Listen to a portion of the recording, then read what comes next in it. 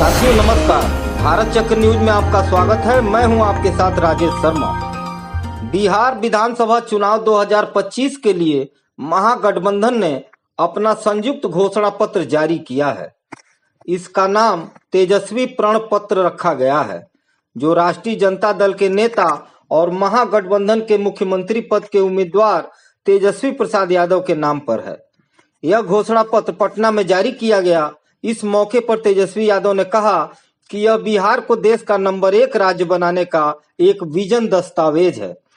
महागठबंधन में आरजेडी, कांग्रेस, विकासशील इंसान पार्टी, भाकपा, माले आदि दल शामिल हैं। महागठबंधन के इस घोषणा पत्र की सबसे खास बात इसका नाम है। महागठबंधन ने जहां तेजस्वी को सीएम चेहरा घोषित किया, वहीं घोषणा पत्र का नाम मार्केटिंग के लिहाज से उनके नाम पर ही रखा गया है। आमतौर पर मोदी की गारंटी या एनडीए की गारंटी राज्यों के चुनाव में गूंजती है, लेकिन महागठबंधन ने इसे तेजस्वी के नाम से जारी कर एनडीए पर एक मनोवैज्ञानिक दबाव बनाने की कोशिश की है।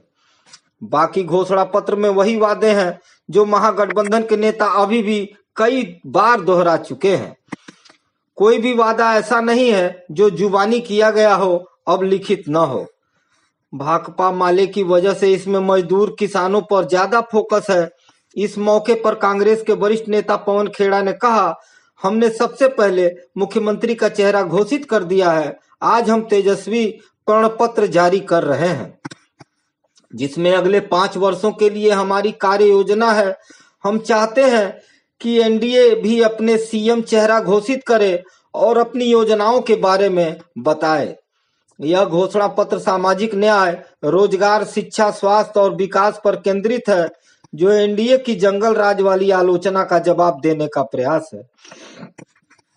महागठबंधन का दावा है कि यह वादे यथार्थवादी हैं और बिहार की समस्याओं का समाधान करेंगे। एनडीए ने अपना घोषणा पत्र 30 अक्टूबर को जारी करने का ऐलान किया है। मुख्यमंत्री के चेहरे पर वहां चुप्पी छाई हुई है।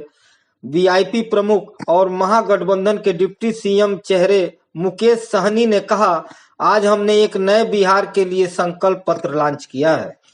अगले 30-35 वर्षों तक हम बिहार के लोगों की सेवा के लिए काम करेंगे।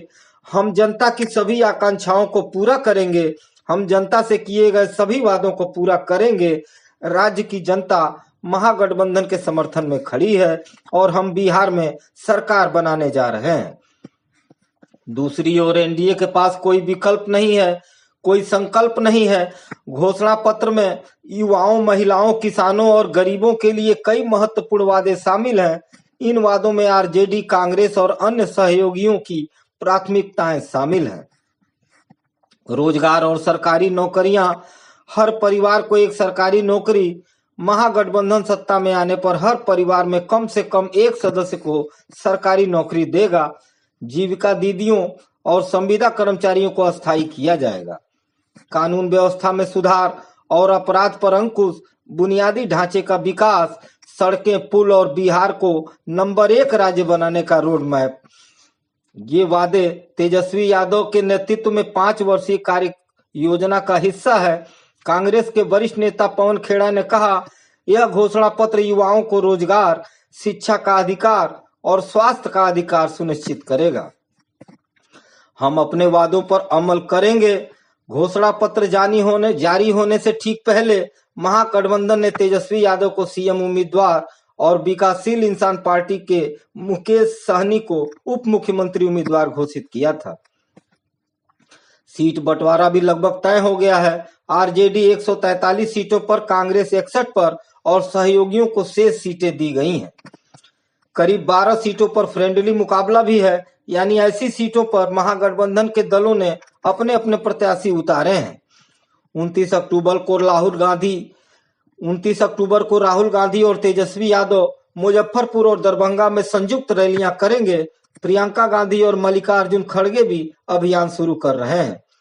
छठ त्योहार की वजह से सभी राजनीतिक दलों की रैलियां आदि नहीं हो रही थीं, लेकिन इस दौरान मीडिया का एक हिस्सा खबर दे रहा था कि राहुल गांधी बिहार के चुनाव अभियान से गायब हैं। बहरहाल बिहार में 6 और 11 नवंबर को मतदान होगा और 14 नवंबर को नतीजे आएंगे।